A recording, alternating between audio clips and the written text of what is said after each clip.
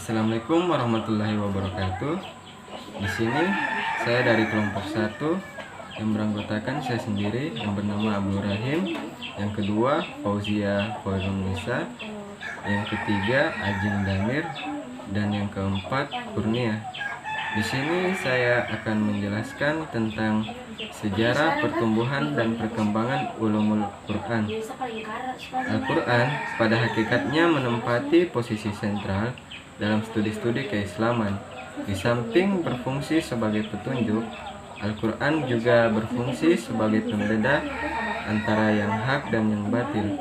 Ia menjadi tolak ukur dan pembeda antara kebenaran dan kebatilan, termasuk dalam penerimaan atau penolakan dalam setiap berita yang disandarkan kepada Nabi Muhammad SAW. Al-Quran yang diturunkan secara berangsur-angsur kepada Nabi Muhammad mempunyai perjalanan yang baik dari segi turunnya maupun dari segi perkembangannya.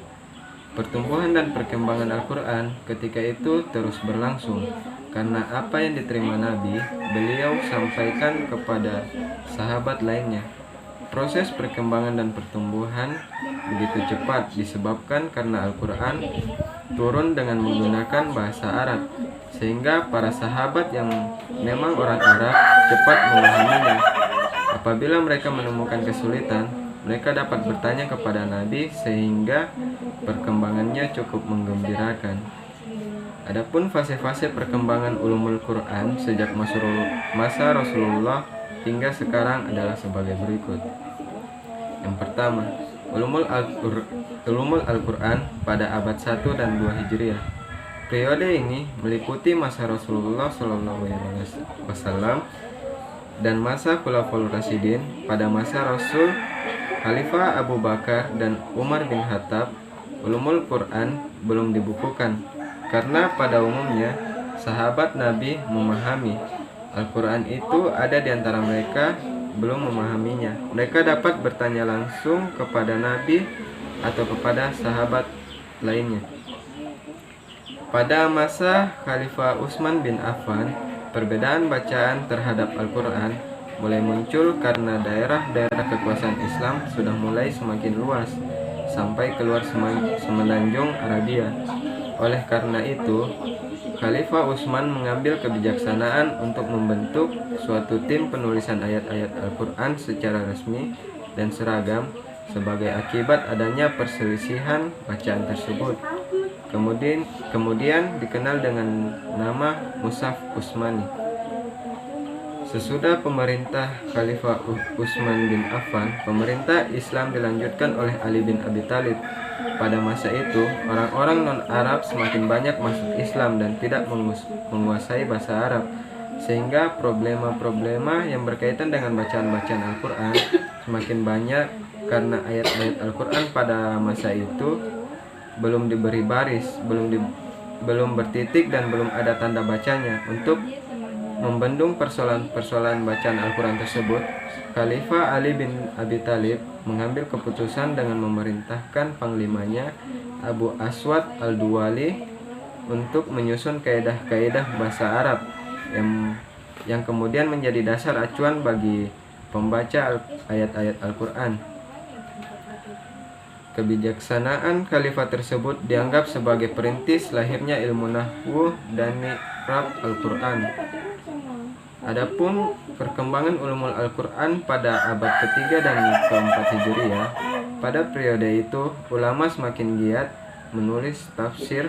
Karya-karya mereka di bidang ulumul Al-Quran semakin banyak, diantaranya Ali bin Al-Madini menulis ilmu asbab al-nuzul. Abu Ubaid Qasim bin Salam menulis buku ilmu nasikh mansukh. Ada juga Muhammad bin Khalaf Murzaban menulis buku Al-Hafi fil Ulum Al-Quran. Adapun perkembangan Al-Quran pada abad ke-5, ke-6, ke-7, dan ke-8, pada periode itu karya-karya dalam bidang ulum Al-Quran semakin banyak dan lengkap. Lafal-lafal dari ayat Al-Quran sudah mulai diberi penjelasan baik dari segi bentuk, arti, harfiah dan arti konteksnya. Ulama sudah menjelaskan tentang majaz, yaitu pemakaian kata tidak tersurat namun juga tersirat, tetapi juga yang tersirat sebagai satu bagian dari ilmu bayan. Ilmu ini muncul terutama pada abad ke-7 Hijrah, ditandai dengan lahirnya buku yang membahas masalah majaz dalam Al-Quran.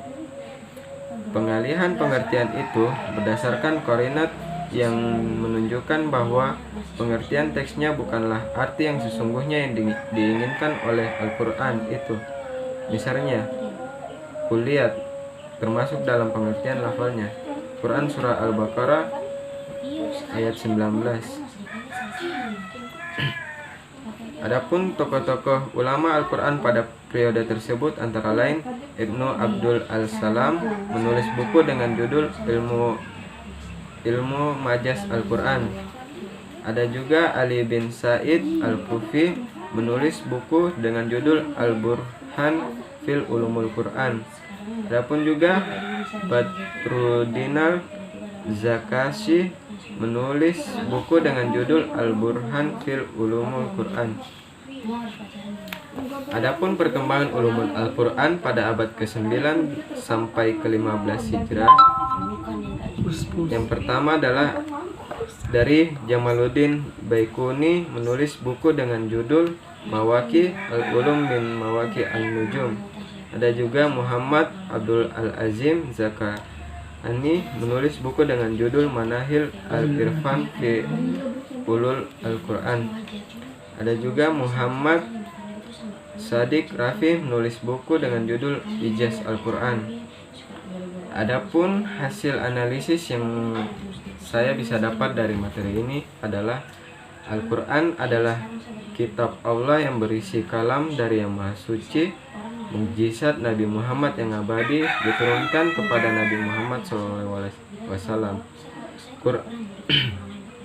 Quran berasal dari bahasa Arab, yaitu dari kata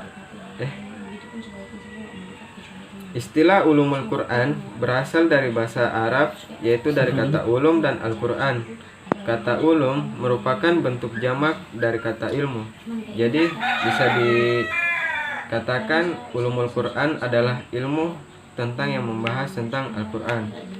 Dan dapat kita ketahui perkembangan ulumul Quran atau ilmu-ilmu Al-Quran dapat kita ketahui melalui lafal-lafal dari ayat-ayat Al-Quran, mulai sudah diberi penjelasan baik dari segi bentuk, arti, harfiah, dan arti konteksnya.